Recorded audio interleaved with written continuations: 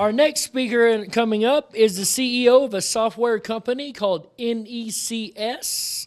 He has recently been brave enough to be the first CEO in history to come out and admit that the Mandela Effect is a real phenomenon that is really affecting his actual company. He has went as far as to integrate what he calls Mandela Mondays into each work week.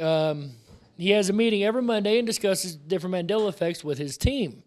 He also owns and operates the quantumbusinessman.com, which is one of the sponsors for this year's event, and has been an instrumental part of pulling all of this together. Ladies and gentlemen, welcome man that I am proud to know, the quantum businessman himself, Mr. Chris Anatra.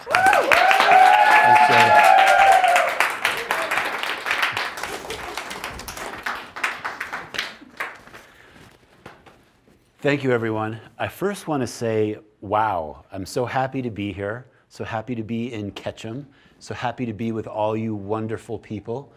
There is just so much going on. I have so much information to present. Just everybody simmer down. It's going to be okay. Don't save your questions for later. We're going to get through this. It's going to be really interesting. What Cynthia put together was pretty amazing. She laid out the whole Mandela Effect principle of what's going on, and I'm going to be going into other aspects of it.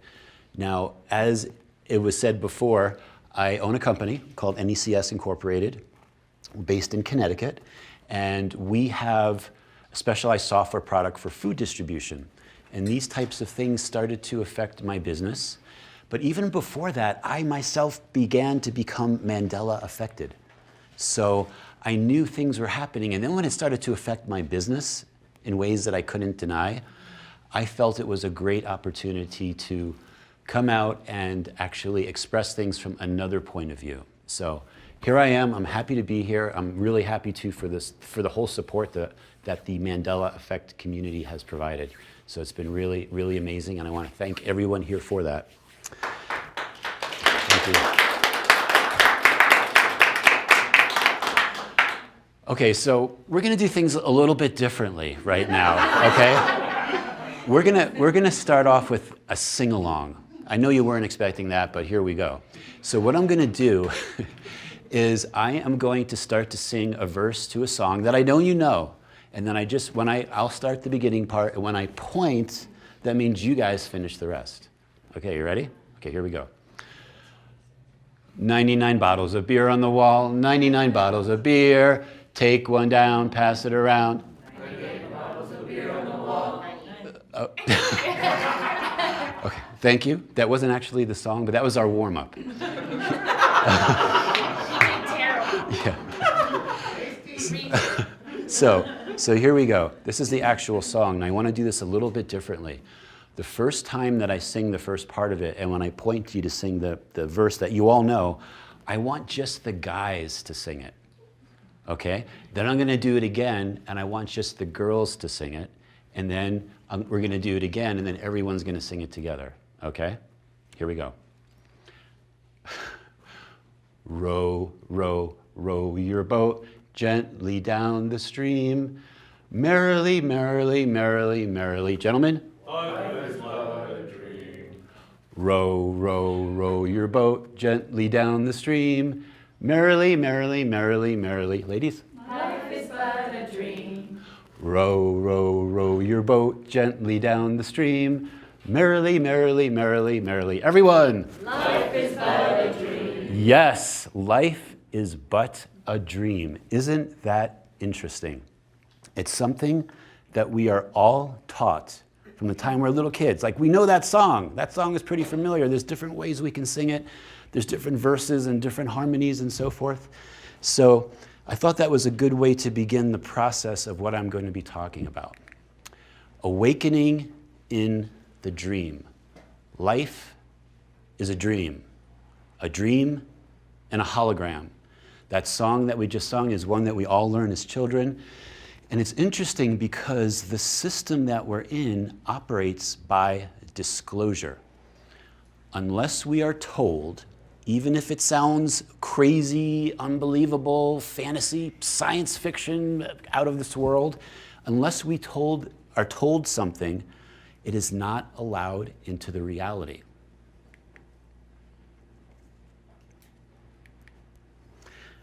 My perspective right now is that we are all lucid dreaming. And if you think about that, how does that make you feel? Could we possibly be lucid dreaming right now? If you have been experiencing the Mandela Effect, you have already begun your awakening process. You are awakening in the dream. Is the Mandela Effect real? Well, from my perspective, and I'm sure your perspective, it's pretty real as it gets. And we're all hungry for more information about it. We're all trying to figure out what is going on. So this gathering that we have of all of these minds that we have here that have been experiencing it, and the ideas that we can share with each other to help get us closer and closer, step by step, to figuring out what's rational and what's logical and what makes sense regarding this whole Mandela Effect situation. You want to know how reality functions and how our consciousness works. You want to know what's going on. Well, first, let me start off by talking about myself. Who am I? Some of you may have seen the video that I put together. I'm the president and CEO of a software company called NECS Incorporated. As I mentioned before, my company specializes in creating a very specialized ERP system for food distribution. Now, I created a video in June of 2019 that quickly got over 50,000 hits in a very short period because the video addressed the Mandela Effect and quantum physics from a business point of view, which was something that was kind of rare at the time. Now, before I did this, my board of directors was, I had a meeting with them and I told them what I was about to do and the video I was about to make, and they were like, no, you can't do that. You cannot do that because people are gonna lose confidence in our software. You can't do that. So I'm the captain of the ship, so I had to make an executive decision. I felt it was the right thing to do. I just could not hold it back, and I'm really glad that I did. And guess what? It brought me here with you guys, so yeah. And I have to say, I'll call it awakening process for myself really began with this. The fall of the Twin Towers, September 11th, 2001. Why did it begin with this? Because I realized something was wrong. I realized that there were just so many things that didn't make sense. When, at the time that it was happening, it was devastating. Everyone just had a different viewpoint, like a wonderful viewpoint, community came together, etc.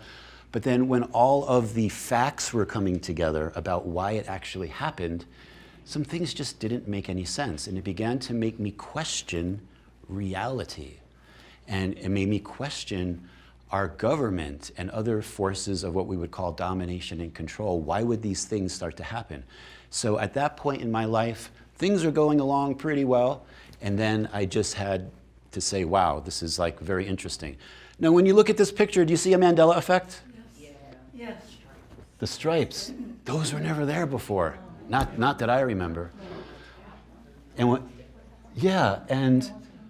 and even when you see the explosions now, they're like really bad, like horrible black smoke coming out, like I never experienced before. So even the entire, the way this happened became a Mandela Effect to myself and others. And there are other things too that are Mandela Effects about this. In 2013, like many of you here, Berenstain Bears, what happened with that? I know it wasn't Berenstain Bears. We all know it wasn't Berenstain Bears. So when that first happened to me, I was reading one of my kids at the time, he was 3, the Berenstain Bears, and we had like 20 of the books. And I took one off the shelf, and it was like Berenstain Bears. And I'm like, wow, someone misprinted the book. I actually thought it was a misprint. So I put it back. I looked at the other ones. They all said Berenstain in one day, in one night. The night before they were Berenstain, the next day they were Berenstain.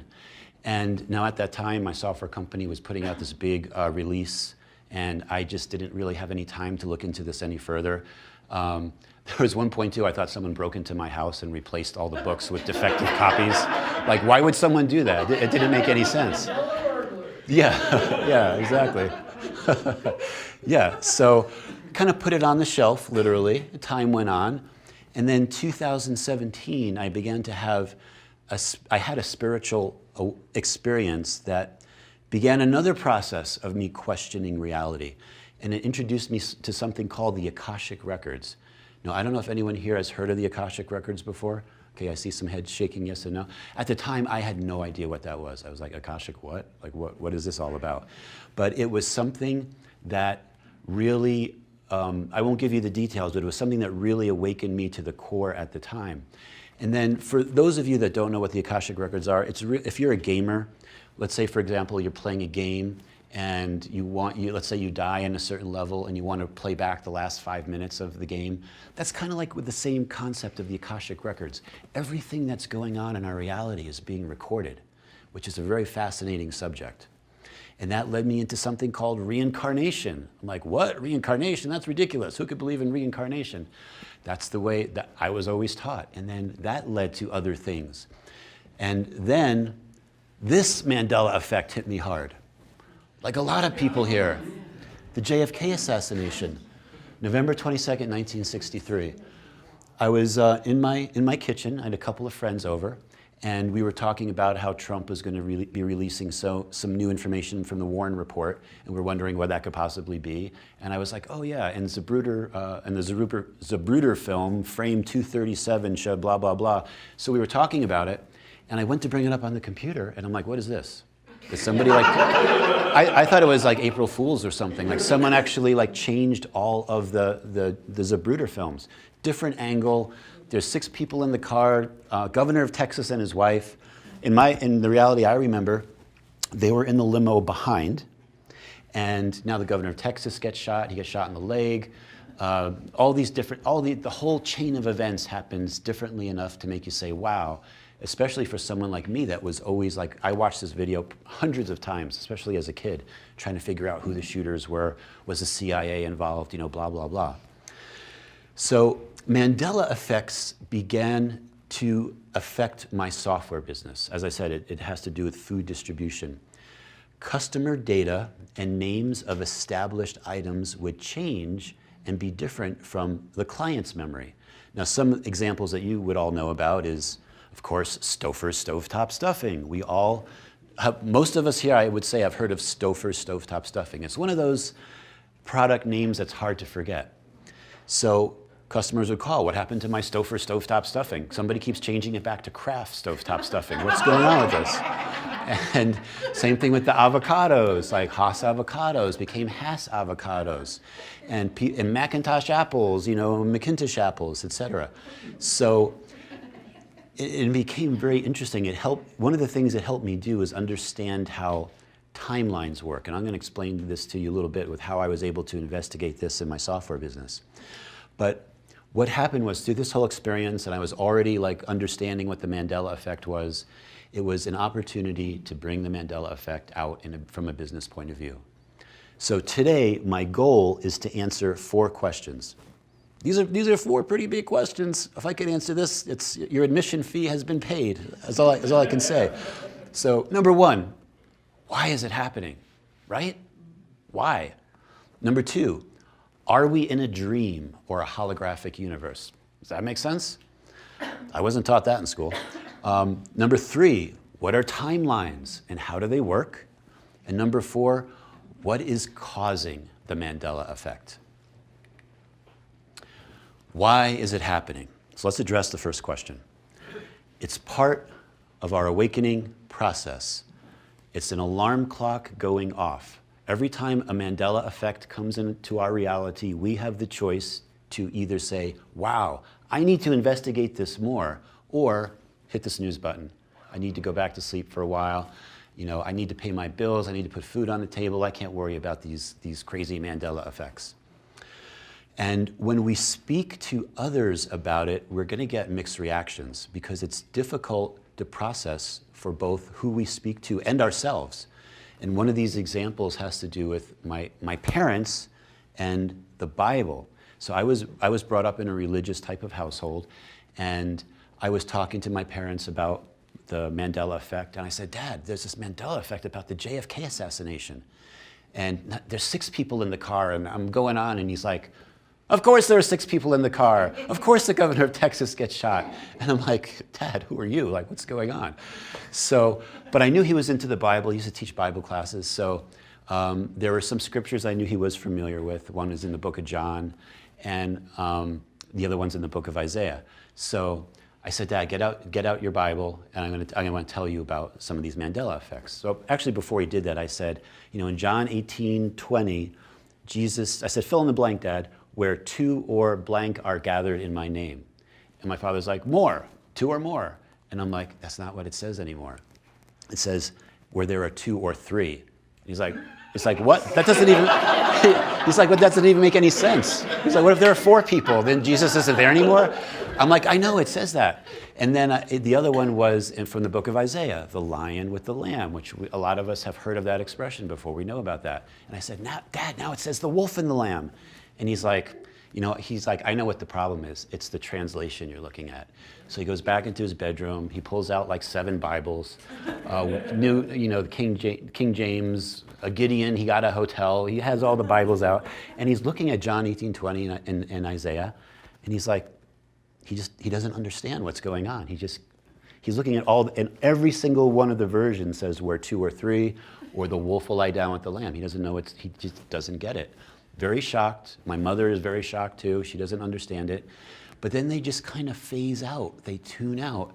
They go back and they turn on Fox News. And I'm like, whoa, we're talking about something really important here. So, but that's the kinds of reactions that I've gotten. I think you guys are getting the same type of reactions.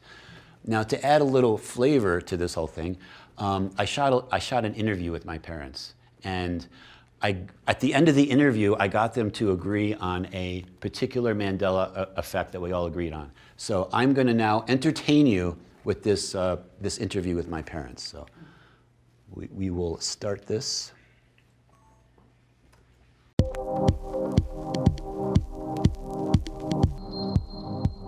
Hi, I'm here with my parents, Victor and Heather. Nice to have you here. It's fun being here, yeah. So I've been doing these videos about Mandela effects that you guys are somewhat aware of. I kind of force you to watch them from time to time. So I figured I'd talk to you guys about it because, sometimes you're skeptical of it and sometimes it's like, wow, that makes sense. I definitely remember things a certain way. So I wanted to have just a little conversation with you about some different things. So the first thing is, well, don't forget that I'm known now as the quantum businessman. So yeah, I know it's a surprise. But yes, it's my new moniker. I even have a tagline that goes, "The universe is of commerce." Wow, that's deep. Yeah. So, and also too, kind of like the whole business thing kind of runs in the family, right? Because we call ourselves what? Anatra? Entrepreneurs. An entrepreneurs. Instead of an entrepreneur, we're an entrepreneurs. Now, we've talking about Mandela effects before, and it's funny how it goes. Like, for example, Dad, I remember originally talking to you about the JFK assassination. Yep. Right? Now, I was like really excited about it. Like, wow, who are these 2 extra people? The governor of Texas and his wife, and the governor of Texas gets shot. And what was your reaction? Yeah, that's the way I remembered it. And there's a whole thing called the magic bullet. Yeah. You get shot in the leg. No one knows how that bullet deflected or got. So to me, it was like totally new. And for you, it's like, of course, there's always 6 people in the car. So those type of things. But some things like did affect you guys the same way. So when I talked to you about some of the Bible things, for example, the blank will lie down with the lamb. Do you remember that one? Sure. Right. What do you remember it as being? As the lion.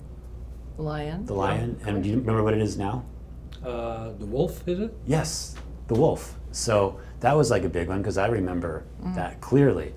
And the other one was, I think it was Matthew 18, where Jesus said, where 2 or blank are gathered in my name. Right. Yeah. Do you remember what you remember it? 2 or more? Right. More, yeah. You know what it is now? 2 or 3? I don't blame you if you remember it is now because these timelines are like confusing everyone. But now it's like where 2 or 3 are gathered in my name. And that doesn't really make sense, right? 2 or more. What happens if there's 4 people, right? Exactly. And he's not there anymore? More sounds better. Yeah, exactly. So, we have differing opinions when it comes to this. And you know about the first video I made, it had to do with like avocados. Oh, Yes. yeah. Yeah, So- that was weird. So, Mom, how do you remember how the avocado that starts with an H is spelled? HAAS. Does that sound familiar to you? Or? Yeah. Okay. Yeah. And it's surprising that it's now, HASS. yeah, Hass. Yeah. So it went from Haas to Hass. And even that product, the stuffing mix. Remember Stofers, yeah. Stouffer's, stovetop stuffing. Yeah. It's never existed. Oh, that doesn't make sense. I know. Everybody remembers. These things don't make sense to everyone right off the bat, but then quantum physics and timelines begin to answer those questions. But just so everyone in the audience has an idea about, these are some of the things that we talk about. We don't agree with everything, and that's okay. That's how Mandela effects work. We're all from different timelines. We have our consciousness remembers things from different timelines. I thought it was interesting too about how the other month you were at my house and you showed me a picture of a black egret. Do you remember Yes, that? yeah. Yeah, and I was like, what is this? And then you said, no, that's like a black heron, right? Or something like that. Right. And then I went online and I'm like, you both discovered new Mandela effects, because I don't ever remember there being black egrets or black herons or black cranes. You know, even their beaks are black. So to me, that was like a Mandela effect. So congratulations, you didn't know it, but you Wow. both identified two Mandela effects, at least for me anyway. So one of the things I wanted to do is just see if this is a specific music Mandela effect. And I wanted to see if this is something that you remember a certain way. So this is a song by John Denver. Now I know you both know the song. It's that song about Take Me Home, Country Roads. Right. Okay, so what I want to do is on my phone I have this song queued up to play, and I want you to tell me if you remember this Okay. the way it is. And we're just talking about the title of the song. Okay. And just so you know, it's John Denver's, and the title of the song is, Country Road. Country Road. okay, here we go.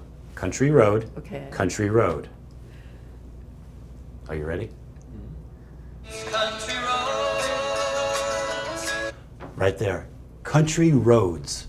Do you remember it being singular or plural? Were roads going to take him home? Was it like country road? No, I know that song really well. It's Road. No. Singular, right? Yes. Yeah, so I remember it. I'll tell you, like, I remember as a kid in the back seat of the car with the 8-track John Denver tape, like Absolutely, hearing yeah. it like a gajillion times. Yes. Yeah, so it was always country road. Take me home, country road. Absolutely. And now in this timeline, it's always been country roads. The title of the song is Country Roads. Everything is country roads now, plural instead of singular. So that's an example of a Mandela effect that we all agree with. Yeah, that's So kind woo! All right, Yeah. we did it. Yeah. We came together and Yes. we identified Very a interesting, yeah. timeline that we all remember, that we're all Yeah. part of. So yeah, so is there anything that you would like to say? Like anything at all? You've got the floor. How do you feel about these Mandela effects, Dad? Well, it's extremely interesting because there's no real answer, you know, that or logical answer, and it becomes you kind of say, well, did I remember it correctly, or maybe it was me that misremembered it, but it's and then sometimes you just, that's not the answer. The answer is so obvious that there is a change, but it's hard to explain, you know, and to understand. That's my opinion of it. It is first hard to get your head around, for sure. Yeah. Mom, what do you feel about Mandela effects? Well, I do. I find it curious and interesting. And some you can say, well, that's just memory or, you know, something else other than that. But there are a few things like the Country Road that one particularly, because I knew that song really well. Yeah, I was going to say another one is from a Walt Disney movie, Snow White. When the evil queen, looks in the mirror, what does she say? Mirror, mirror on On the the wall, wall. who's the fairest of them all? Right, mirror, mirror on the wall. You know what Right. she says now? What? Magic mirror. And it's always been magic mirror on the wall. And for a lot of people, it's like, nope, it's always No. been mirror, mirror. Yeah.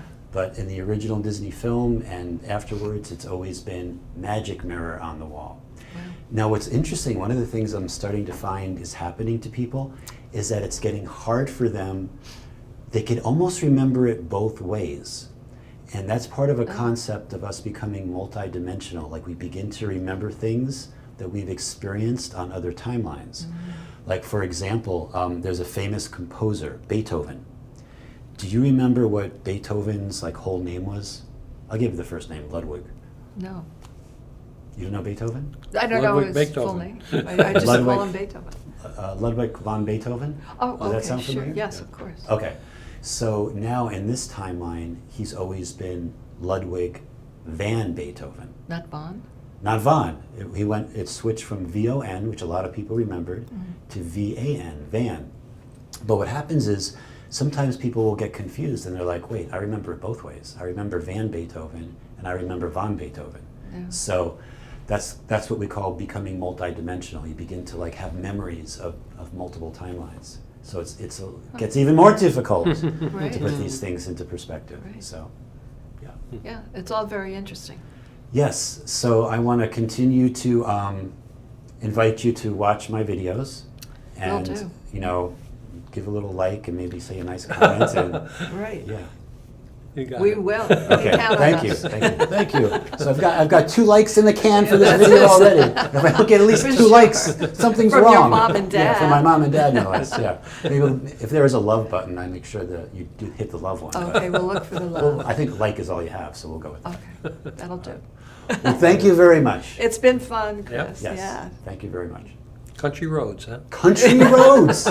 Country roads. I'm gonna go home on my country road. Yeah, right. Yes. All right, thank you. You're You welcome. got it, you're welcome. Mom and Dad, yeah. By the way, at the end of my presentation, I'm going to be presenting proof positive that the Mandela Effect is real. So fasten your seatbelts for that one. Okay. So to continue, why is it happening? Not everyone will be awakening at the same time. You can call it a wake-up date. We all have something that I'm going to call, you can call it as well, a wake-up date. And as excited as we can be to share a Mandela effect with other people, many just won't be able to even grasp the concept. They may even become irritated because it's not their time. It's not their time to wake up. And if that happens, probably the best thing to do is drop the subject, especially around the family, you know, politics, religion, Mandela effects. We're going to add that one to it as well.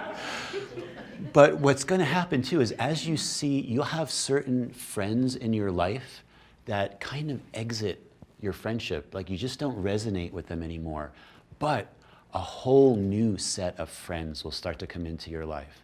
It's a very interesting phenomena. So overall, I find that to be a very positive thing because that definitely has happened to me as well.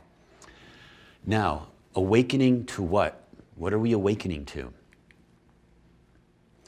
Awakening to understanding what the truth of our reality is. Awakening to understand that quantum theory, quantum physics, etc., is correct. And one of the proofs is going to be the Mandela effect.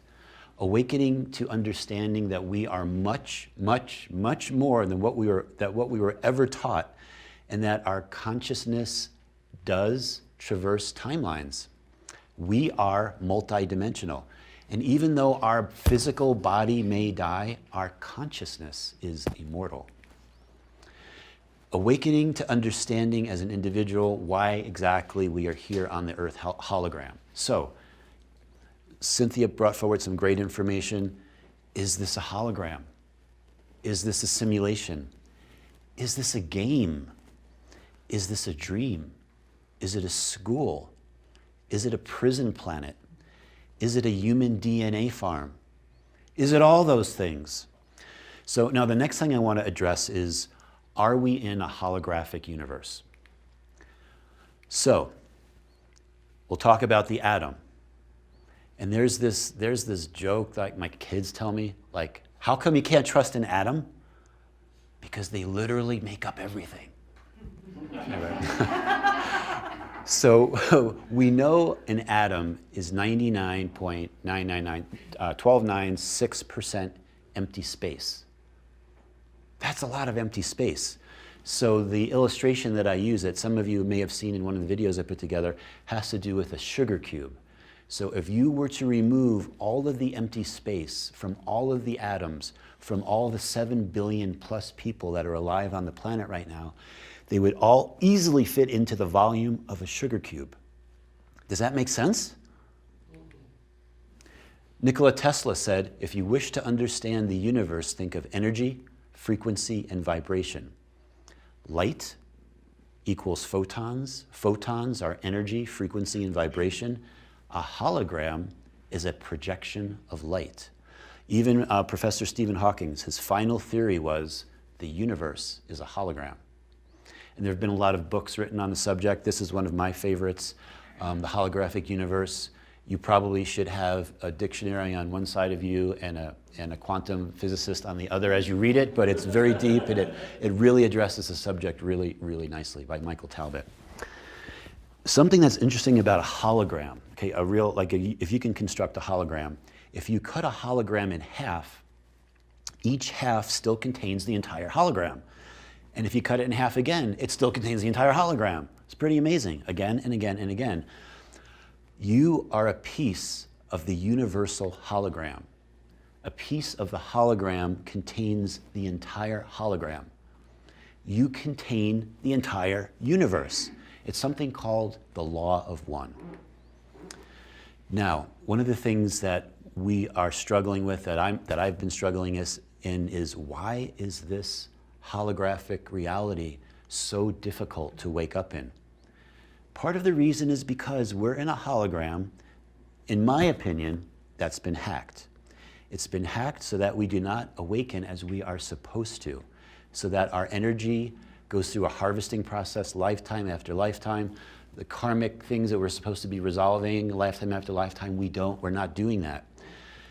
And this is where we all come in. We're going to help awaken a world and end domination and control. So basically, having a gathering like this, and a lot of you guys have like your own YouTube channels, you're really like talking about it to people, you're really passionate about the subject. I believe you guys, us all, we're all renegades. We're the ones that are really going to bring the message to people, and we're going to be relentless about it, because as time goes on, as time marches on, people are going to it's going to become undeniable. There's going to be such crazy Mandela effects. People are going to be looking for answers, and guess what? We're putting those answers together, and we're formulating them. Imagine, could Earth be a quantum computer? Now, don't forget, you're talking to a software guy here, so these type of things make like a lot of logical sense to me. But think about it. We know the power of quantum computers. Google just had a paper released the other week showing the supremacy of quantum computers, how they can do a calculation in seconds that would take a supercomputer the size of this hotel 10,000 years to do the same calculation. Pretty amazing. Imagine that the Earth is sentient, that the Earth is aware. Imagine that the Earth has a feminine nature.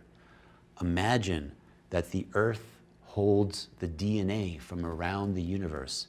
And when you just look at the diversity of all different types of life, whether it be on the surface or under the seas or in the air, there's so much diversity. What does that all possibly mean? It's really important things to consider, along with dreams. Dreams are subconscious imaginings that contain sounds, images, and other sensations while you sleep. Dreams are holographic. Dreams are something that we've all experienced. We probably have even experienced dreams that we thought were real. And then you wake up and like, wow, I thought that was really happening. So dreams are a very important part of understanding everything that's going on. Me dreaming you, you dreaming me, Earth Mother dreaming all of us, and recording that in the Akashic record as memories stored in light. Our dreams hold the clue to what reality is. And really, they can't take our dreams away. Every time we go to sleep and our body goes into sleep paralysis and we start going into the dreaming process, That's something that's very unique, and there are experiences that we share. And dreams are so important too, because they could help guide us into our future and give us symbolisms and things to help us understand things that are going on around us that our subconscious may know pretty clearly. And that's the best way for the dreams to communicate to the more aware person, especially if we can remember our dreams. They are always there to remind us. Next topic, what is a timeline? So I have this illustration of all these different train tracks coming in. The train tracks are going to symbolize different timelines and how they can intersect. And it reminds me of this big train station in New York City called Grand Central. Station. Not anymore. It's Grand Central Terminal. And it's always been Grand Central Terminal. So,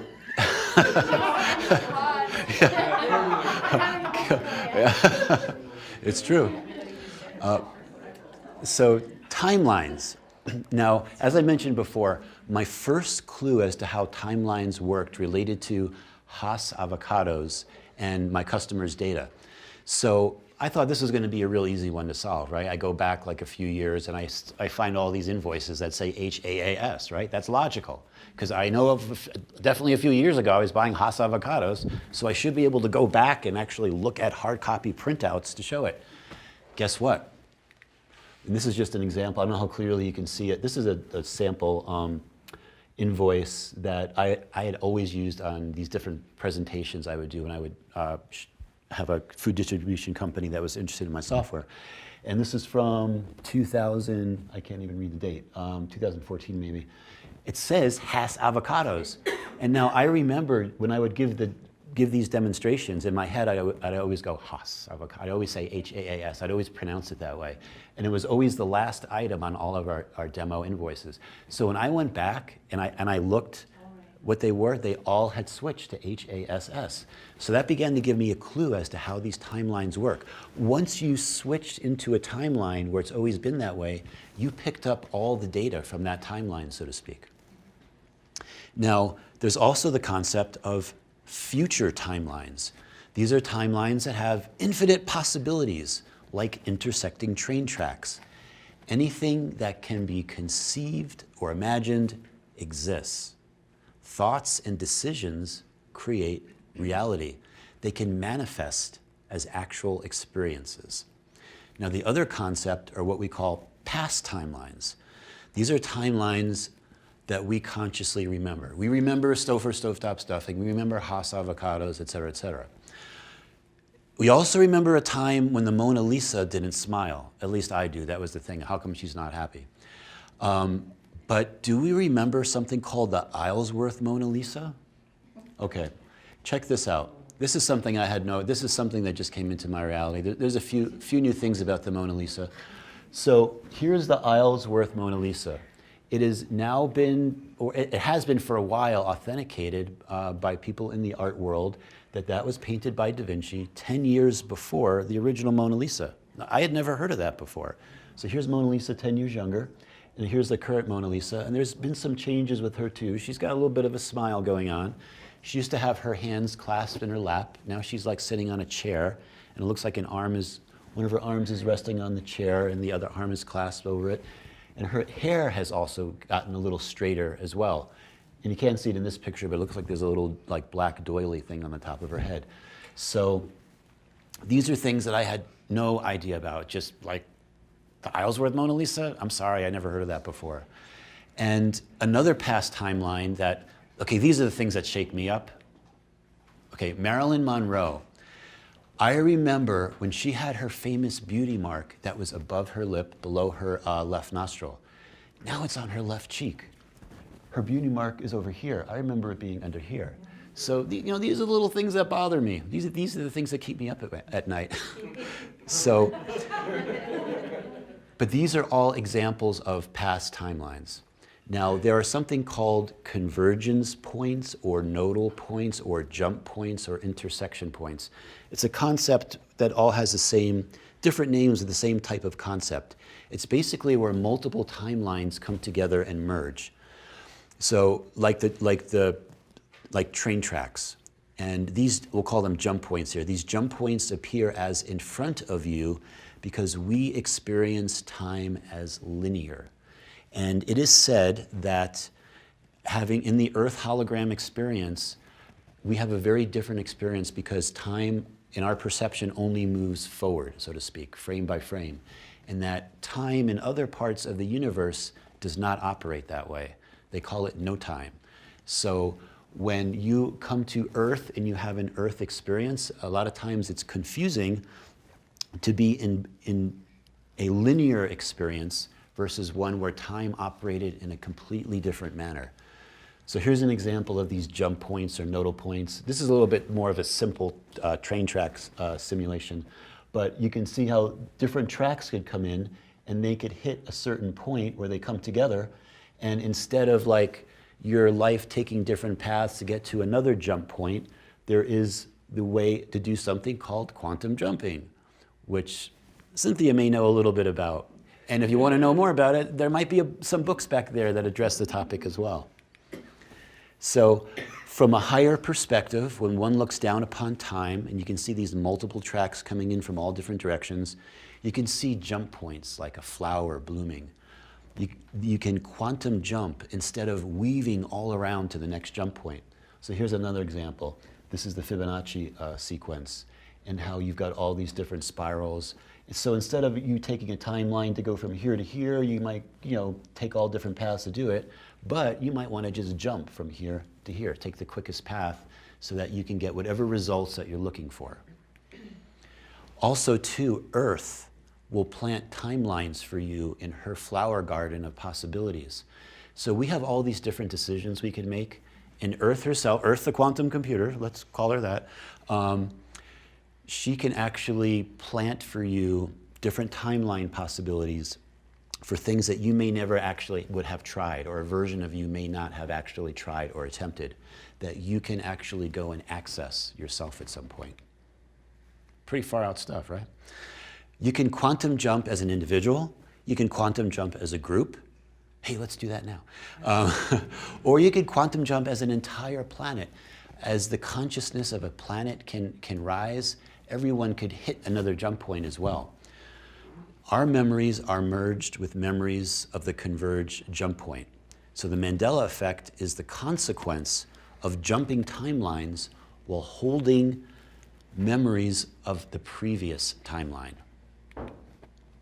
That's why some people are beginning to have dual memories. So that interview with my parents, we talked about Beethoven, and I've mentioned a Beethoven example to some people and some other examples, and people really get confused. They're like, wait, Van Beethoven? Maybe it was von Beethoven. So there are those type of things that are happening because we are beginning to become aware of other versions of ourselves with those memories that experience that particular timeline. Quantum jumping causes an acceleration of consciousness. Guess what, guys? Everyone here, all of your consciousnesses are accelerating right now. That's what's happening. And that's why you're so hungry for more and more information. And the individual in a new timeline can retain the memories of a previous timeline.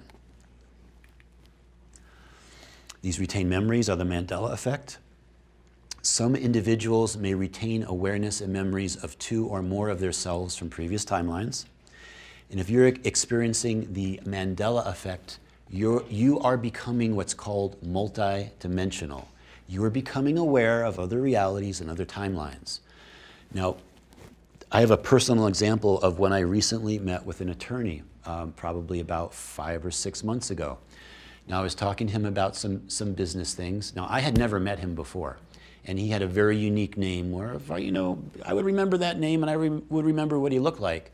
And after we had our meeting, he's like, he's like, Chris, how come, you don't remember who I am? And I'm like, no, this is the first time we ever met.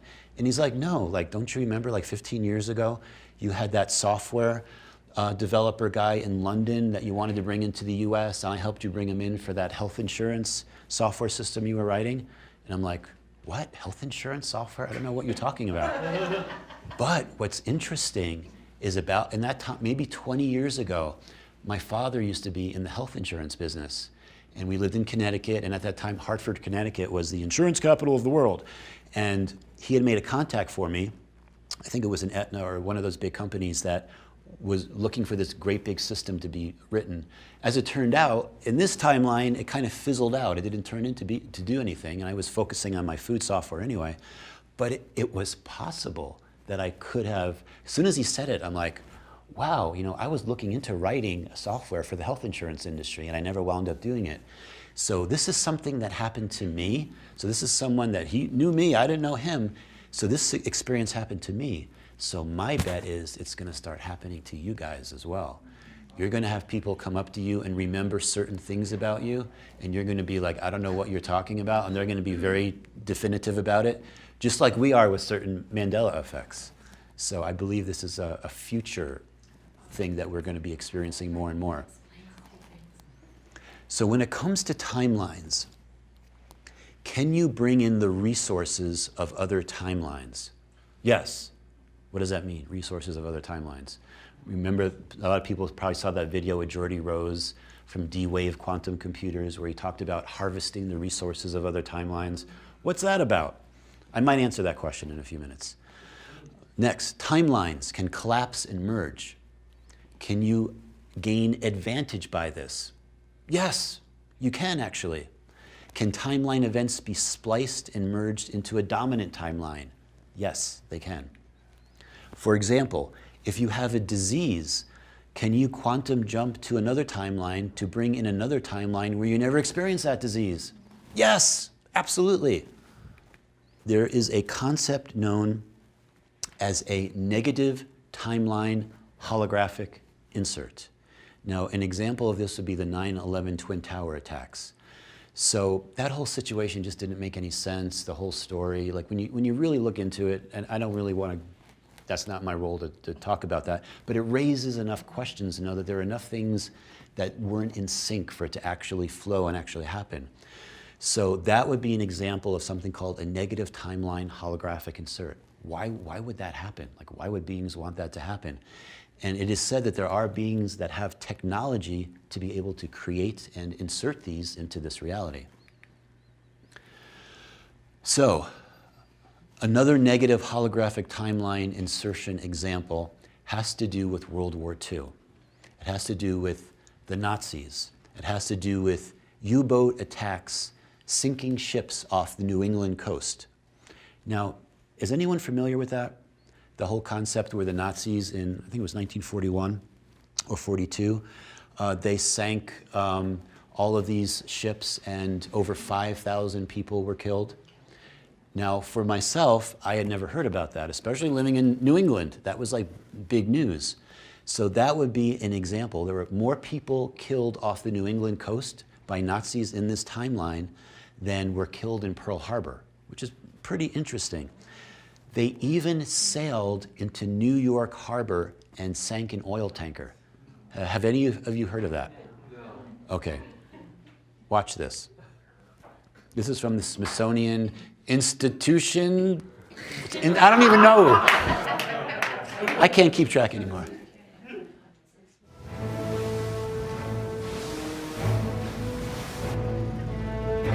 After 3 weeks at sea, the glow of New York City proves an irresistible beacon.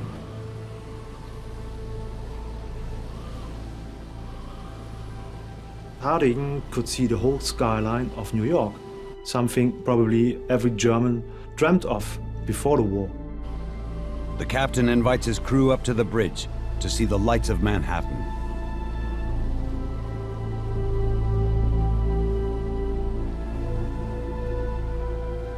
But U-123 isn't here to sightsee.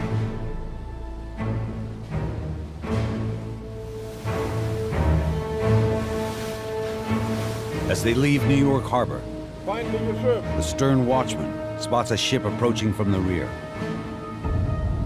Hardigan, he sees fully lit up against the lights of New York, a tanker, a nice large juicy tanker. At close to 7,000 tons, British oil tanker Coimbra cruises unescorted out of New York Harbor. Captain Lieutenant Hardigan maneuvers his submarine into attack position with textbook precision. It's part of the game of the U-boat commander to be cool, to be resolute, to be cold-blooded, at least to appear so, to create confidence within his crew. Just 800 yards from the target, Torpedo fire! he launches his first torpedo. 58 seconds later, a hit. Okay, so how many people have heard of that? I had never heard of that before. So, right in New York Harbor. Now, so this gets even more interesting. So because the U.S. Navy was unprepared for this to happen. So what happened was something called the Hooligan Navy was formed. Now, I don't know if any of you have heard of the Hooligan Navy, but what it was is private yachts and fishing boats were painted gray, and they would go out and pick up survivors off the New England coast and off the east coast of the United States. And they actually saved hundreds of people. There would have been far more than 5,000 that were killed if it wasn't for the Hooligan Navy.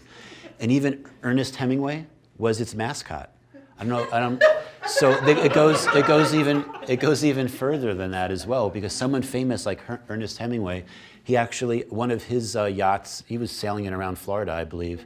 He had this plan of going onto a U-boat and throwing grenades down into the U-boat and exploding it that way.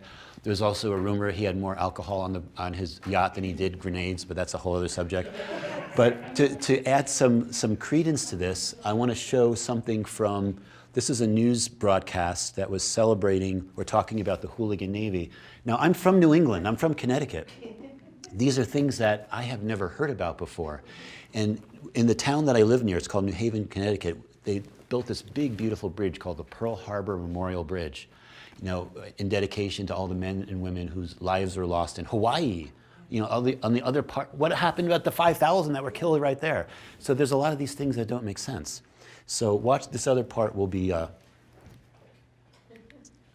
somewhat brief here. It's the news broadcast is from 2011. I think it's actually before 2011, but it was posted on YouTube around 2011.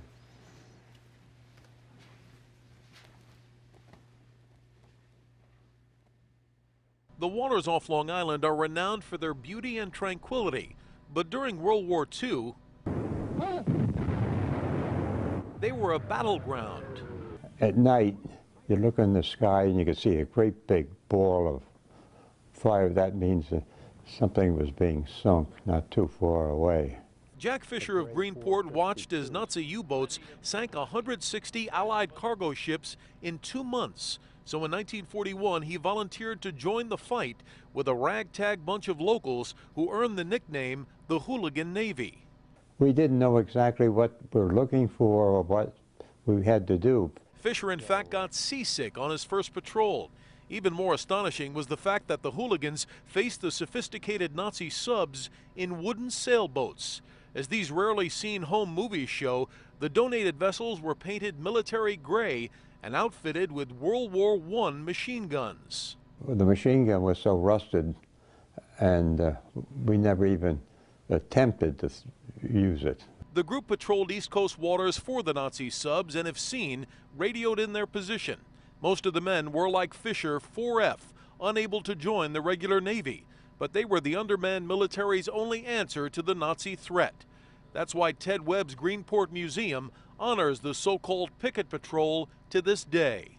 This was a story of heroism, patriotism, wanting to protect our homeland. There's no record of any German U-boat that was sunk or captured because of the picket patrol's work. But Jack Fisher says he learned firsthand just how effective the group was when he met with a former U-boat commander after the war. He just said, "I hated you bastards. I traveled 3,000 miles and I have a sailboat pick me up." Now 89, Jack Fisher is one of the last hooligans left, a living reminder of what Americans do when the chips are down. Yeah, see, there we go. Very, very interesting. Yeah, this is another thing that's going to be coming into our awareness. Some of you may have already have heard of the Tartarian Empire. It's something that has been erased from history, kind of like a Mandela Effect type of a thing, and that's going to be coming more and more into our awareness. That's a whole other subject. If you want to research that, there are lots of people like online that are making videos about it, and I feel like this is like super important as well, the whole Tartarian Empire and how like history has really changed. So when you look at those examples of what happened with the Nazis, and there's a lot more. I actually created a 2-part video series about this that I hope to post in a few weeks. And it actually made me want to take this trip to Germany to do some things. You can watch the videos, but to help like stop these holographic insert type things from happening. So there are, when you discover these things and you discover there are things you can do to help change the reality, you're going to do it.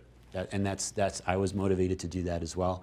And then I'll be expressing about this more, and you'll see those videos as soon as they're finished being edited. Now, I want to talk about a positive example of something called like these holographic insert type things. Imagine you own a hotel chain. Now, by the way, just everyone settle down when I talk about this. This is something that I felt that is appropriate, and don't take this as gospel, but let it like sit with you and see if it resonates with you type of a thing. Imagine you own a hotel chain and you have 270 locations, primarily in the United States. However, in other timelines, you've got over 4,000 locations across the world.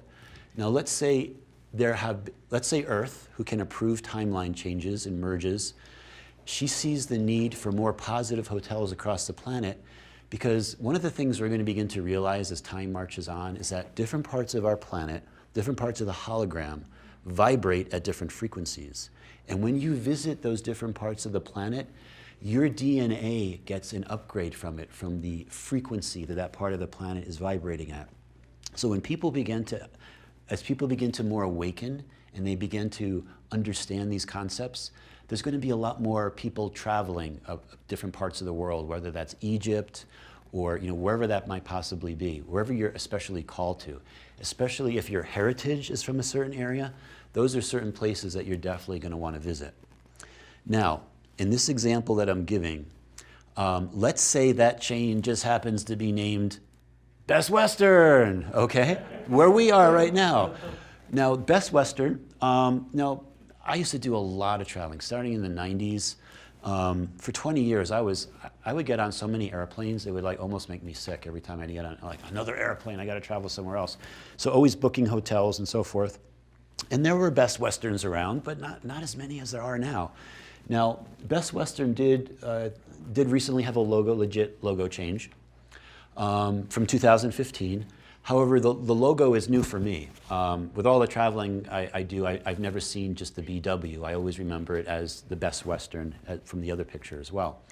And I've been noticing more Best Western hotels that have been there that I've never paid attention to before.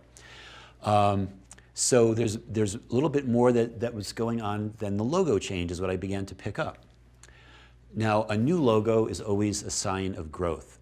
It represents deep change within an organization, and it could also represent a merging of timelines.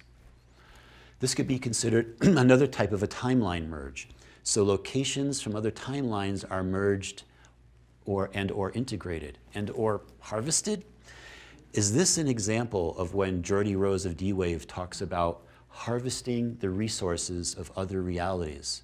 And the company, of course, would profit by that. But what if there was a way to actually, from other timelines, bring in other hotels that have been created, and to do it in such a way that it kind of merges together seamlessly? Now, Best Western didn't even know this. They have 2 other brands. So we're in what's called a Best Western Plus right now.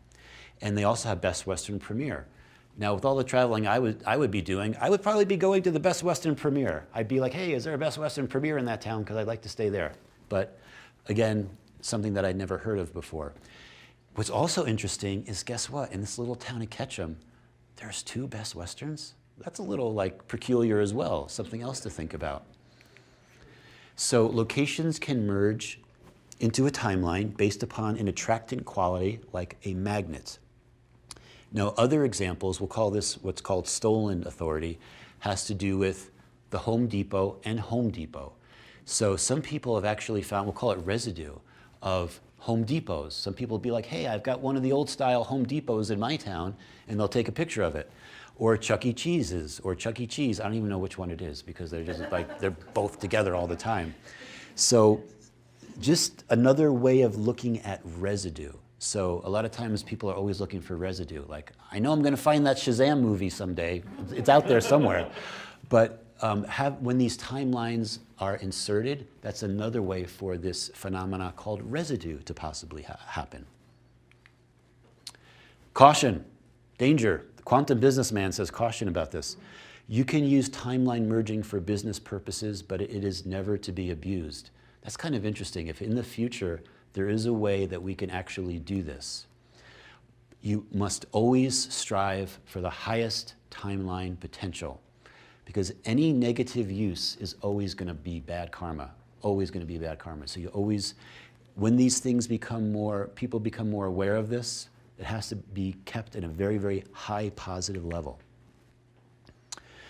Now, an example that could be due for karmic backlash would have to be related to craft and their timeline takeover of Stouffer's stovetop stuffing. Now think about it, because Stouffer's is something that we all know, right? There were so many timelines that all were Stouffer's stovetop stuffing. So, and that's one of the things I use as an example when I talk to people about the Mandela Effect. I usually bring up Stouffer's first. So currently Kraft stovetop stuffing is king of the Thanksgiving industry, where Stouffer's used to be the king. 60 million boxes of stuffing are of Kraft stovetop stuffing are sold every year.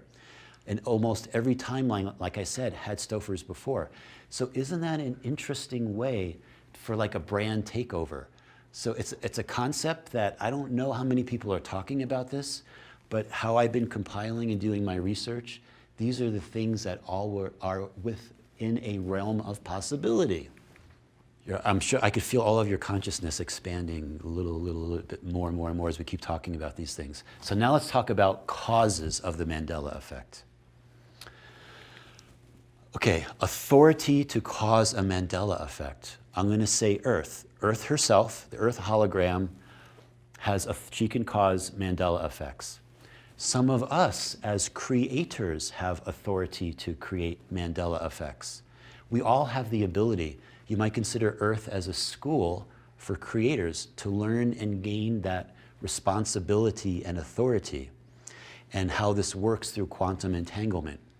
Even in the Bible, it says, Jesus said in John 14:12, very truly I tell you, whoever believes in me will do the works I have been doing, and they will do even greater things than these. So, and the last thing that can cause Mandela effects, these are positive time travelers, because time travel is also involved to a certain extent. Now, the other part of this is what's called stolen authority. Forces that are making Mandela effects that don't have the true authority to do it. They're stealing the authority. This could be negative time travelers with some kind of negative agenda. It could be negative organizations and technology that's accomplishing it. It could be something we could call negative multidimensional predators that feed off of our energy and create false or artificial timelines as well. Now, these are other deep subjects that could probably take their own presentation to talk about, but I just want to kind of like present to you this information. Now, there are forces that do not want us to awaken. They want us to stay locked into this dream or this hologram, because it keeps that, we'll call it the 1% in power. And this 1% has been benefiting from our unawareness of what reality is, so that they can rule over the rest of the 99%. They seek to make the Mandela effect a form of misremembering, confabulation, or mental illness. And as more and more people become awakened, those negative forces seek to make corrections to the system to nullify Mandela effect discoveries. I've been noticing that this is starting to happen. But now what's happening is the system is getting overloaded and it cannot keep up. What do I mean? Well, they'll insert false information, such as a whole story about who created stovetop stuffing. And when I created my first video, Wikipedia actually changed. When I was first putting it together, it had a whole story about Stofers and how they were creators of it. And then someone named Ruth Seams at another organization actually, so Wikipedia stuff started changing. So the purpose is to make the hologram appear to be real, and the Mandela Effect explainable is just a misremembering. You just misremember that. So what do I mean? Well, to make a hologram, to make this hologram appear to be real, you must first begin your life process with amnesia. That's the best way. So when you're born, you're going down the birth canal, you're given amnesia. When you're born, you just popped into existence. Here I am, world. That's the first thing. The second thing is it has to be immersive. The hologram has to be immersive. It has to be absorption. There has to be saturation. Now, when you take these terms and you think about going to the movies, for example, you watch a good movie, you really get absorbed in the plot, don't you? And if it's something sad, you'll cry, or if it's something happy, you'll be all excited, etc. So you can tell from yourself by movies, video games that you play. Some people really, really get into video games. Even reading a book can totally absorb you. So these are examples of how the hologram is attempting to keep you locked in to think that this is all true reality. Now, another example of losing control of the hologram includes the giraffe, okay? So giraffes recently have a new Mandela effect called dark giraffes. Has anyone heard of dark giraffes before?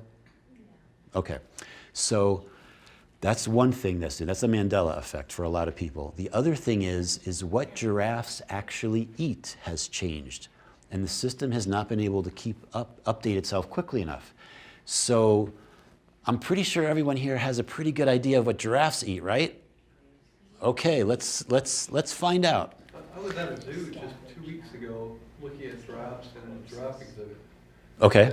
35 pounds of leaves a day, and the zoo is requesting people to bring in leaves off of tree clippings. Okay. Okay, so in the image here we've got the dark giraffe. These just popped into reality. If you try to research what a dark giraffe is, they don't really understand it. There was a theory that older giraffes turn dark as they age. Then there was another theory that the dominant giraffes in a herd will turn dark. All kinds of theories. No one really knows exactly what that is. But what giraffes eat really bothers me now. I was always taught that they were herbivores and they only ate plants, leaves. Right. Now, when I started writing this presentation, there's something that Wikipedia clearly said. Giraffes were herbivores. However, in this timeline, you can easily find footage of giraffes. Hi, I'm Rob the Ranger. Welcome to today's video. I hope you enjoy it. Have fun.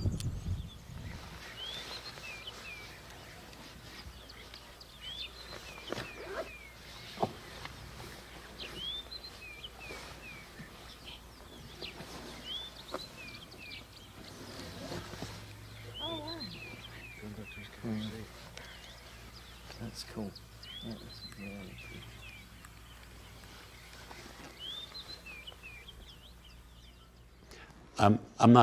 We're not gonna watch the whole thing here. I think you guys kind of get the point.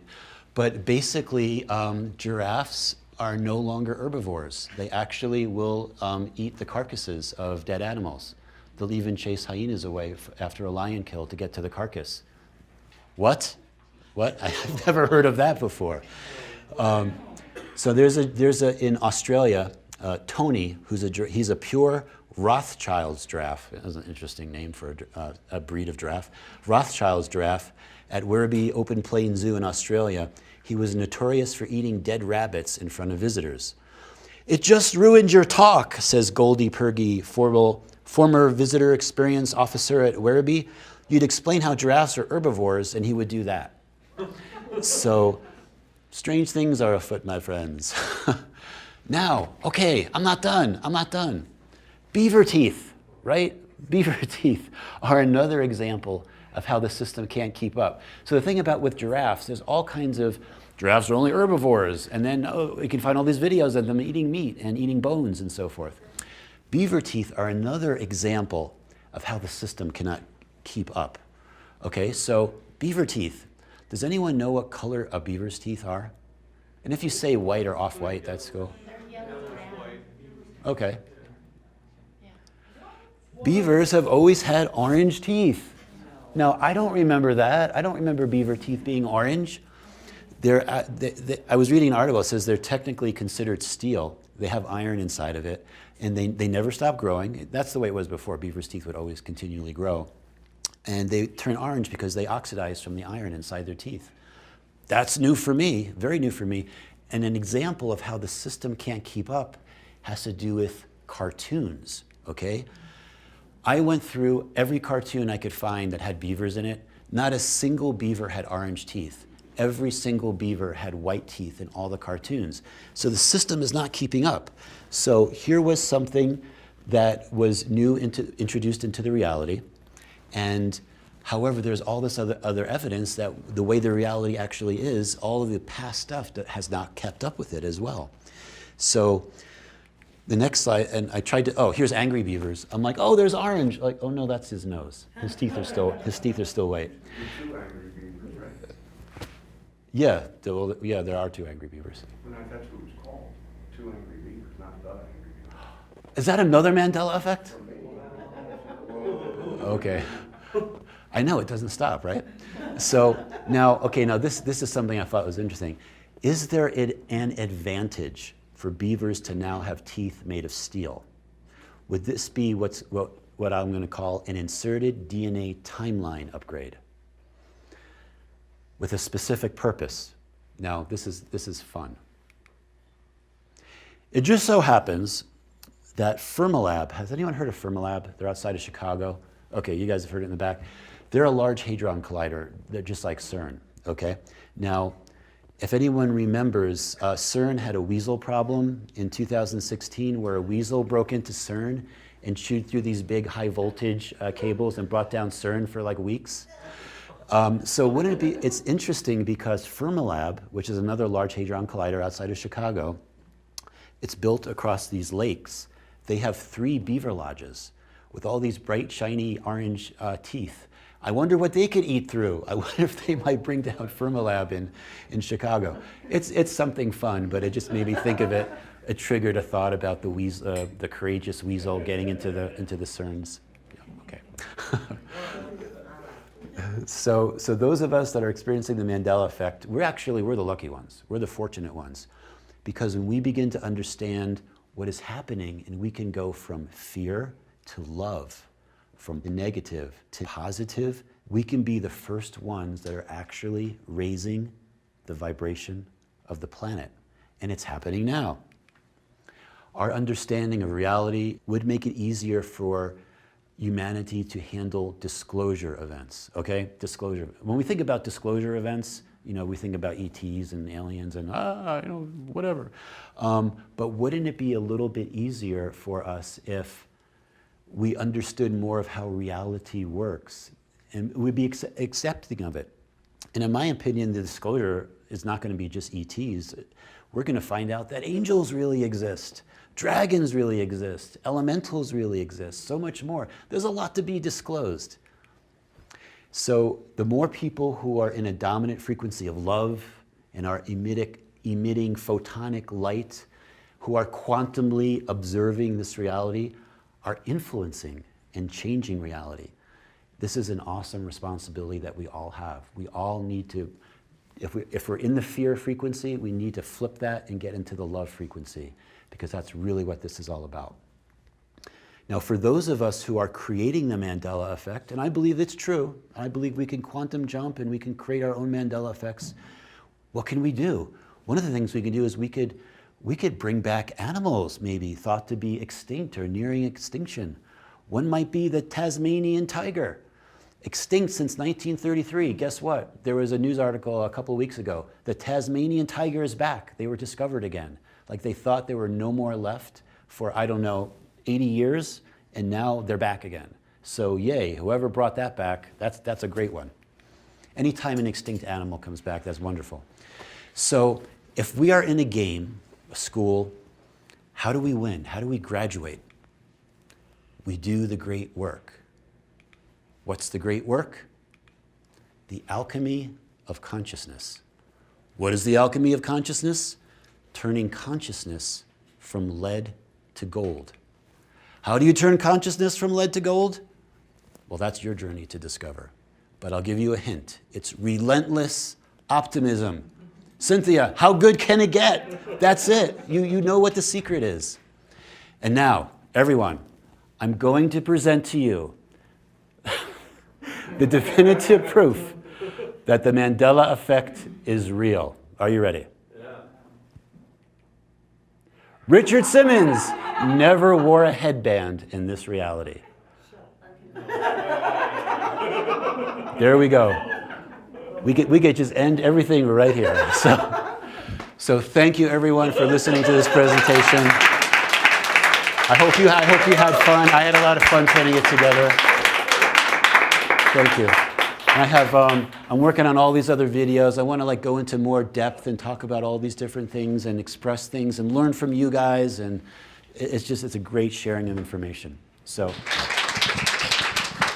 now don't go nowhere.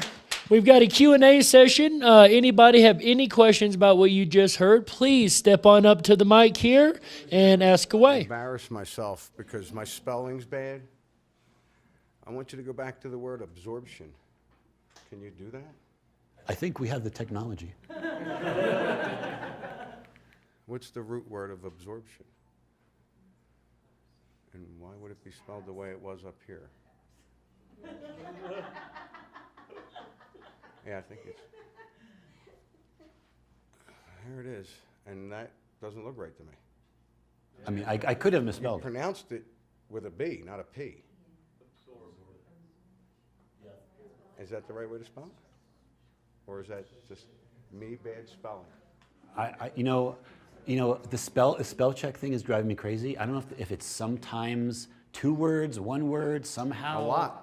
Yeah, it's like all... A lot. In 2008, it was 1 word. I called up my brother's wife, who it was a school teacher, and I'm like, I don't understand. It's coming up as a misspelled word. How do you spell a lot? And she's like, it's 2 words. So it was 2 words. Then it went back to 1 word. Now it's back to 2 words. That's a definite flip-flop for me. It's a dilemma. Try to win... I was going to say, try to win a spelling bee as a kid? You're kind of doomed. All right, thank you, sir. Anybody else have any questions? Please, feel free. I have a weird one. Okay, we like the weird ones. It may not have any point. This has just been a curiosity of mine. It seems like you might know. I don't understand the internet. Like, where do we hold all of the information in the internet, and how is it connected to all of us? Does that make sense? Okay, so the internet. Yeah, explain the internet. Okay, so the internet is a series of servers, computer servers that hold data.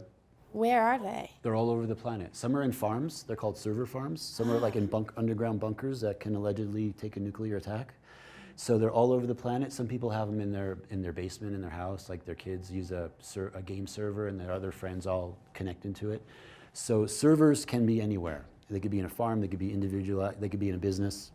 And then using routers, you can connect into those servers, and it knows the right path to take. It's like a big web, and based upon the IP address, which is like a phone number, it knows exactly what server to go to and extract. So there isn't one location that we're all connecting to. It's no.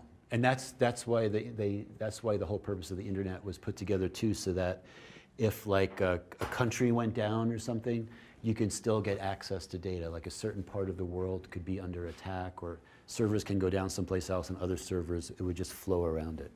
And so in these servers, what's holding the information? Is there crystals, or what's holding the information? It's usually some kind of like hard drive technology. What are those made of? What's that? What are they made of? Yeah, I think ultimately. Silicone. So that would be a is silicone a crystal? Yeah. There are crystals, yeah. Right. Okay. That's all I want. Okay. Thank you.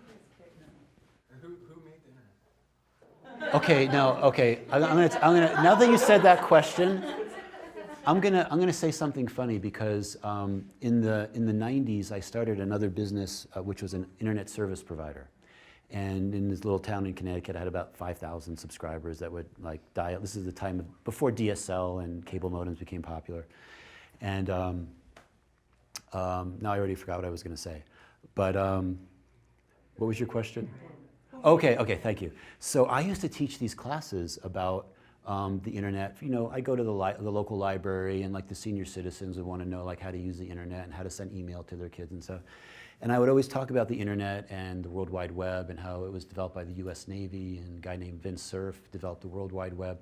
Now what's happened is that CERN is claiming responsibility for ownership of creating the World Wide Web. Now for some reason Vince Cerf has worked for CERN, and if you go to CERN, you could find the original computer that he created the World Wide Web on. And I'm like, what? I used to teach that, and that was never there. But by that timeline insertion, it gives them authority over the internet. So if you were to go, as an example, if you were to go to Google, okay, and type in Mandela Effect, guess what the first, maybe we should try this. Do it live.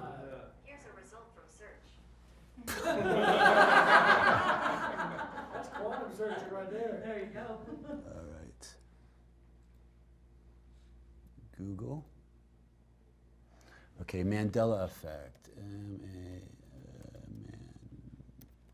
a black ink right after. Yeah. I'm curious. Okay, hold on a second.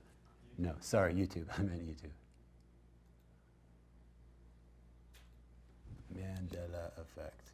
Okay, let's see who comes up first. Oh, now it's coming up second. Okay, this one here from Fermilab always used to come up first.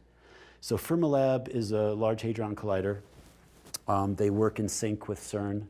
So CERN almost gave itself the authority of the internet to be like, oh, we're the creators of the World Wide Web. It gives them authority so that different things and different searches and so forth, they would come up at least towards the top. And by the way, if anyone ever wants to play this particular video, it's actually pretty hysterical. It's this guy at Fermilab talking to his dog Albert about how crazy the Mandela Effect is. And then while he's talking to his dog Albert, the dog turns into a cat. And I just feel bad for the dog and the cat in the video, but it's kind of like it really, maybe don't watch it because it kind of puts you down. But it was really interesting how that video would always come up first. Even though it didn't have as many hits as the other videos, etc., that would always come up first. But sometimes that there are ways that using these timeline insertions, etc., you can gain authority over different types of things like the internet. Hey, we have authority over the internet because we created the World Wide Web. So that was a good question. I got a question. You spoke a lot about different timelines and timeline jumping and the possibility that we could jump from one train track to the other, if you will, which I really thought that was a great example there. I like that. I'm happy to use that myself. But the question is, do you know of any personal exercises or things you would use to make those jumps? Anything we should do personally to try to affect our jumps and our movements?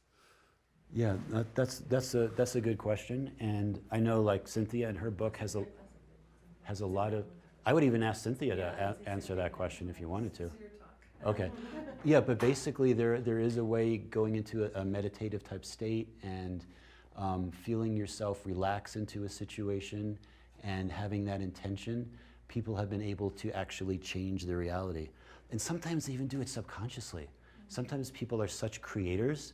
They have the power to do that, and it happens to them all the time. So, but as soon as that could be a whole other topic as well, like how to quantum I gotta jump. say, this right here, I honestly think we manifested this podium. I am not even joking. So when I first come down here to check out this room, there was no podium. And I had no way to get none. I didn't know any local churches, had no contacts, had no way to get a podium. And I sure wasn't gonna buy one. So this right here is the one that I had in my head for 3 weeks. I mean, the design, the color style, everything. So I come in the other day, and they asked, well, can we see the room to set it up? Sure. I come in, that thing's sitting right here, and I just leaned right on it. Oh my goodness, we've got a podium. Turns out they had just put it together yesterday morning. I really think we manifested that into reality by doing just that. By having that. Yeah, you're thinking love, about it and you wanting it and you embrace the love of the universe and yeah, we need that podium. Here it is. Absolutely. I really think a lot of that had to do with bringing that in. Thank you, sir. Yeah. Oh no. Thank you for manifesting the podium. If I had to hold this laptop the whole time, that wouldn't have worked out. So That would have been kind of heavy after a while. Anybody else have any questions? Step on up to the mic. Line up. I wanted to say that I'm kind of into etymology and stuff. And if you look at the idea that a mandala, the definition would be a sigil that's powered by intention to make a change in the universe or cosmos. And it kind of brought up some fear for me in the beginning with it, because I felt like if you look at the logos, capital T, capital L, and the as above, so below kind of thing, and businesses have logos, so those would be sigils to maybe make their company prosper. And it makes me wonder if there's a chance that there's not a couple of things going on where there's this natural Mandela Effect thing going on, but then also maybe there's people trying to imitate it, where they can do things to throw us off and make us doubt things, and I feel like that may have a lot to do with how come there's a lot of celebrity names changing and brand names and stuff like that. But then when you look at the universe, we have things maps changing and the Rainbow Mountains and things like that. Yeah. So I just thought that maybe it should be brought up, because if some people might think that way too, and if anyone heard that, if they had that opinion, that it would got brought up. So the Mandela being the word using etymology, meaning change. Right, or but intentionally, by some doing it purposely. Is what I'm saying. Just kind of like when you go to the movie, when people all go to the movies, you have a movie theater full of people, and they're all focusing with emotion on whatever it is that people think that we should watch, and they're all in a group together working hard, focusing on it, and it can help bring about a change that maybe we don't want and someone else does. Say the San Andreas Fault movie or something. Yeah, exactly. Exactly. So I just wanted to point people are powerful. that out. Yeah, no, people in our consciousness are pretty powerful.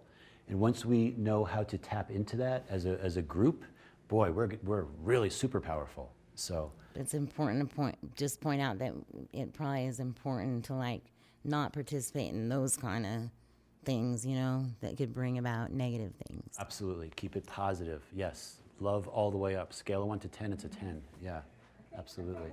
Thank you. I wanted to say to you, though, is I understand what Microphone. you're saying. Yeah, I understand what you're saying about the sigils, and what you're talking about is mathematics and geometry. So that's how the invisible and antimatter comes into matter through different geometries and mathematics. And if you look at groups, secret societies, the Masons, and if you look at their compass, etc., it's showing you that certain geometries can create inversion. Certain geometries have our body. Right now we have, for example, a carbon-based geometry in our cells. We're saying if we evolve, it gets to a different structure in mathematics and in geometries. So people who have knowledge and power, let's say the swastika was a very, very positive symbol from the Vedic text. And that was used because it holds power over us. So people who do have knowledge and want to use it for service to self or service to others can use geometries to kind of pinpoint or focus our consciousness into what they wish to create or present. Right. Yes. Thank you.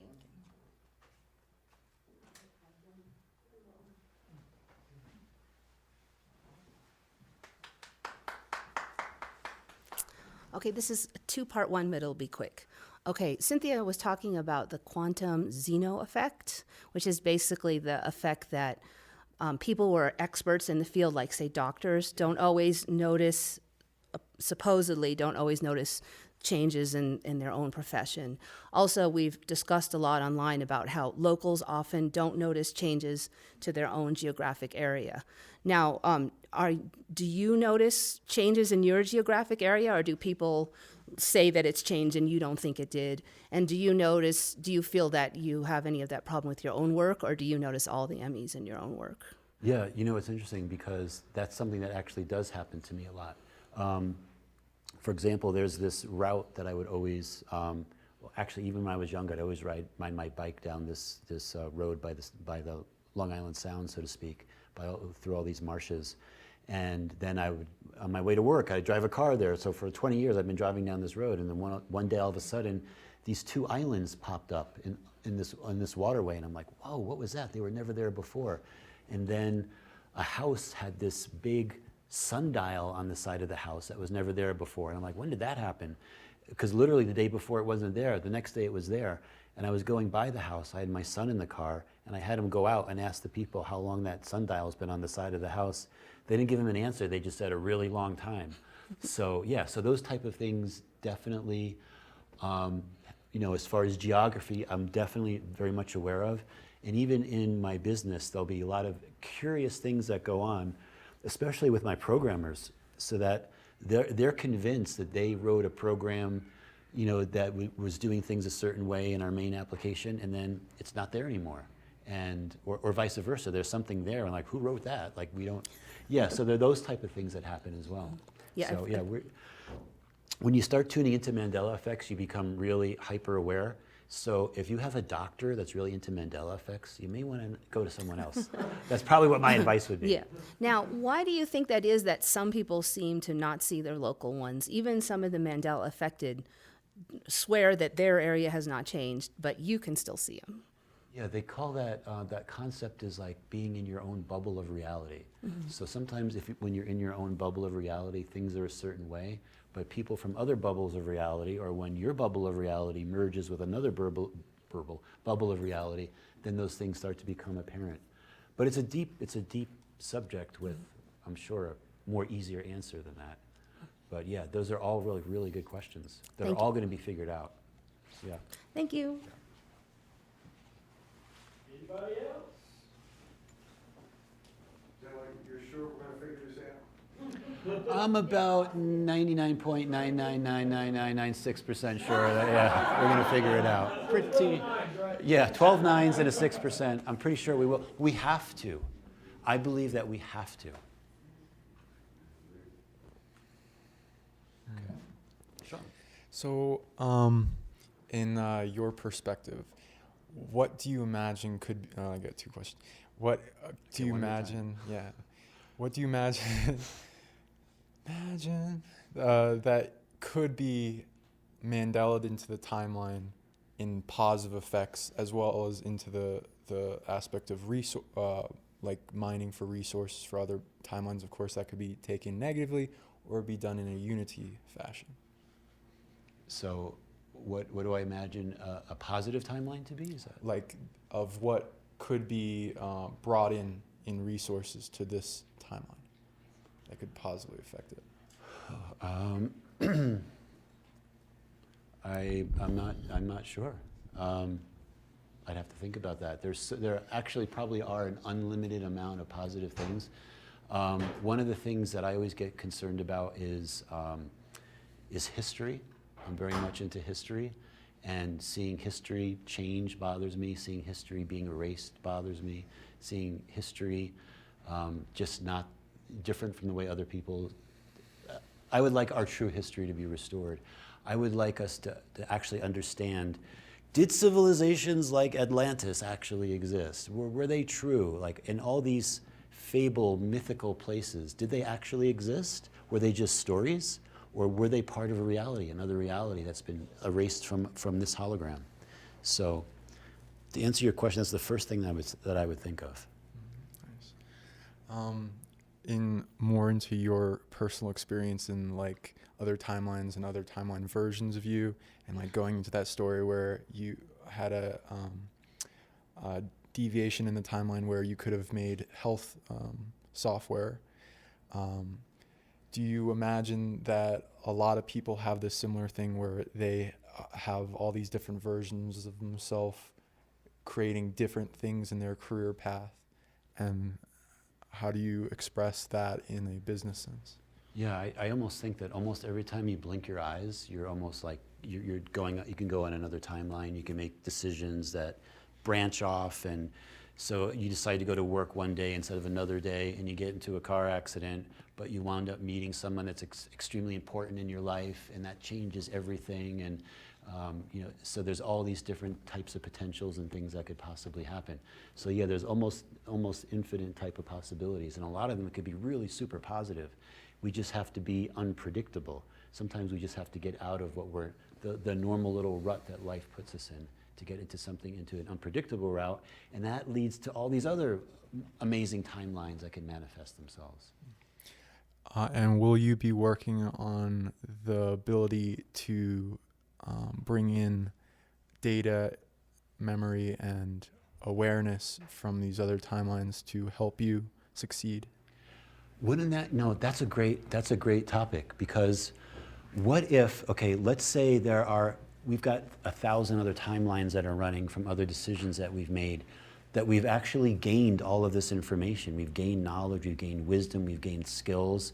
Let's say there was another timeline where we really focused on playing the violin really well, or some instrument, and we became really, really skilled at that. Wouldn't it be totally awesome if we can take those skills and all the knowledge that we learned from that timeline and bring it into this timeline? And those type of things go on and on and on. Different educational choices. You could have been a neurosurgeon, let's say, in another timeline, or whatever it is. Or you spoke 3 other languages. If you could bring that knowledge into the timeline that you're in now, that would be pretty amazing. And that would help humanity really advance to another level. And you've already done the work. So in the other timelines, you spent all this time practicing the violin. Hey, let's bring it into this timeline and enjoy that. Do you think that's available to us now? Do I think that's available to us now? That skill set. Accessing information when all of these. I think that it's available to us now, but I don't know if we know how to actually do it yet. But it seems that it's logical, and I'm sure someone someplace has already figured it out. But now that the public is getting into all these, there's going to be more things that become apparent. And I actually even think things like quantum computers, a lot of people are scared of them, but I believe there's going to be some amazing things that happen with quantum computers, some really, really amazing things. Next question. All right, first off, I loved your presentation. Thank you. Really interesting stuff, like the U-boats. And I love the relentlessly optimistic. That's fantastic. So, I have a couple questions. First off, Mandela effects, to me it seems like they're increasing in frequency and also in drasticness. Would you agree with that? I would. How about you guys? Absolutely. Yeah, they're just like intensifying. Like almost every day or so there's new stuff. In personal ones, there are big ones too. Right. And it's getting more interesting and more drastic to me, I believe.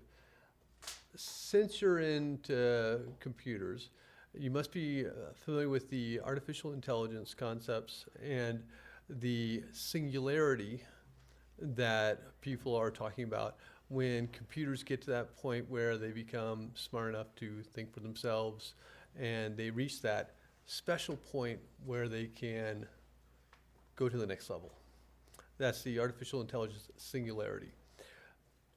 So do you think that the Mandela effect is going to end up reaching a Mandela effect singularity based on the exponential increasing of Mandela effects that are occurring?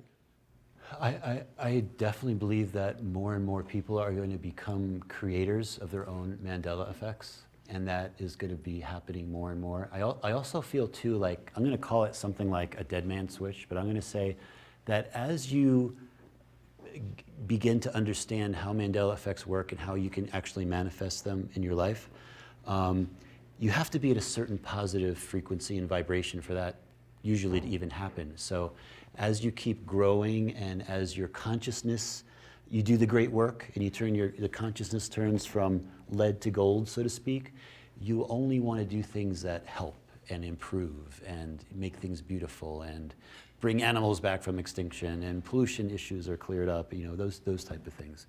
So I believe that that's going to be happening more and more and more in a very positive way. But right now we're kind of it's like a big soup right now. We're trying to figure it all out. Negative stuff, positive stuff, yeah, trying to put it all together. So now I'm going to ask you the impossible question. Based on, if you were to outline a graph of the increasingness of number of Mandela effects and the increasingness of the drasticness or the power of the Mandela effects, when do you think the singularity would happen? 1 year, 2 years, 20 years? Oh, I'm gonna probably say tomorrow. No, definitely not tomorrow. Well, never say never. But I would think it's got to be within 5 or 10 years that it's going to really. I mean, you can ask me this question 5 years from now. I don't think it's going to be 100 years, but it's definitely whatever is happening is really intensifying for us to understand that we actually do create our own reality, and how we feel inside like really affects and attracts people. So if we're of a really happy, positive vibration, all of a sudden we find all these happy, positive people around us. And if we're always like negative and this isn't working out for me and blah, then we attract that type of a vibration as well. And who wants to feel that way? Everyone wants to feel good and happy. So as people begin to realize they can manifest all those really good and happy things, it's just going to go more and more and more. The whole Mandela Effect thing is like so special. Like it's really special. And it's kind of a shame that the scientific community or the world at large thinks that it's a mass misremembering of things, because it's really one of the most amazing things that's happening to us, that's ever happened to the human race. Especially that now we can communicate these things. We've got the internet, we could talk to each other, and we keep growing and growing, and they're happening more and more. So, thank you. Okay, thank you. Ladies and gentlemen, Mr. Chris Anatra.